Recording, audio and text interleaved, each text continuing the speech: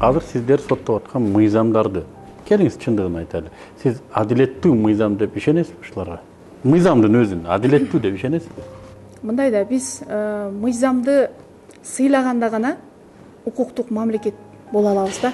Мен ойлойм биз мыйзамды сыйлайбыз эгер ал адилеттүү болсо. Мен ошон үчүн сурап атам. Биздин мыйзамдар адилеттүүбү? Ал нерсеңизди мен түшүнүп атам. Биздин мыйзамдар, мен мындай судья катары айтсам, кандай мыйзам болбосун, ал мыйзам.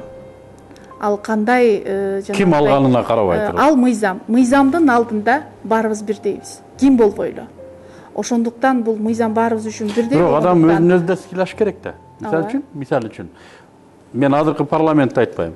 Бул келечекте бир болбогон парламент келди дейлик. Наркомандардан турган, сойкулардан турган, коррупционерлерден турган, уурулардан турган парламент келип калды келечекте. Алар да мыйзам алды. Сыйлай беребизби?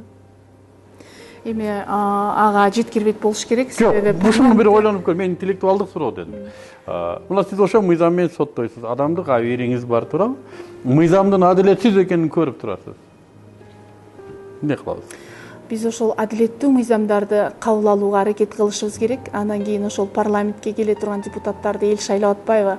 Мен ойлойм, ошол депутаттарды шайлап атканда, сиз айткандай ошондой депутаттар келбеш үчүн эл ойлонуп туруп шайлаш керек. Ошондуктан азыркы саясий технологиялар маймылды да алып келип коет парламентке.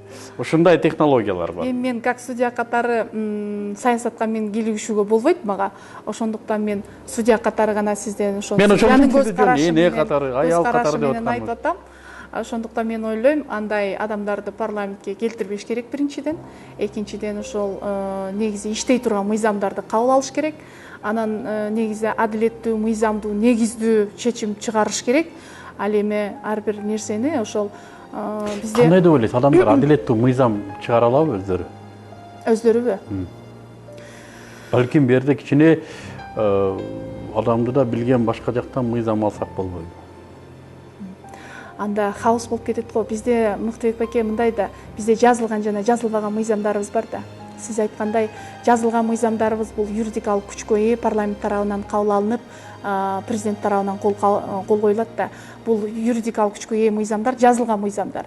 Ошондой эле бизде бул турмушта жазылбаган мыйзамдарыбыз бар. Кээде биздин адамдар чындыгында ошол жазылбаган мыйзамдарды көбүрөөк мындай сыйлап, ошол жазылбаган мыйзамдын негизинде көбүрөөк иштейт да.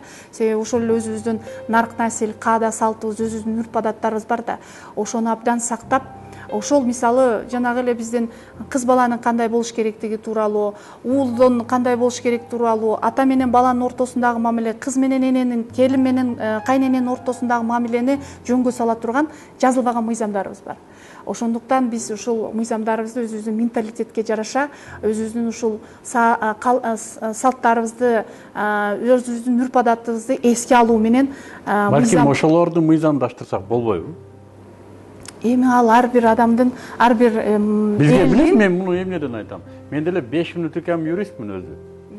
Мен муну эмнеден улам айтам? Себеби бизде мыйзамдардын дээрлик көпчүлүгүн чет мамлекет берет бизге. Келиңиз моюнга алайлы. Муну мыйзамды алгыла, муну мыйзамды алгыла. Мына ушул 20 жылдык практикабыз болду ушундай, туурабы? Демократташтыруу деген демократияны билген державалардын мыйзамдарын алуу. Балким өзүбүздүн деле каада салтты мыйзамдаштырсак болбойбу? Сиз туура айтасыз. Балким силерге оңойраак болот соттогон. Сиз туура айтасыз. Кээ бирки мыйзамдар бизге жашап кете албай атат да. Кээ бирки элдин катмарынан сүңгүп кетпей атат кээ бирки мыйзамдарчы. Анан бат-бат эле мыйзамды өзгөртүп, бат-бат эле өзгөртө бергенде бул жакшы нерсеге алып келбейт. Мисалы, кээ бирки мамлекеттерде билесиз да, конституциясы канча кылымдар бою жашап келген. Кээ бир мамлекеттердин конституциясы дээрлик жок. Конституциясы дээрлик жок. Андай мамлекеттерде эле бар. Бирок биздин ушул мыйзамдарды сиз айткандай өзүбүздүн мындай менталитетке жараша ошого мындай жакын кылып кабыл алуу менимче ушул мыйзамдардын келечегине жашап кетишине кыйла шарт түзмөк да.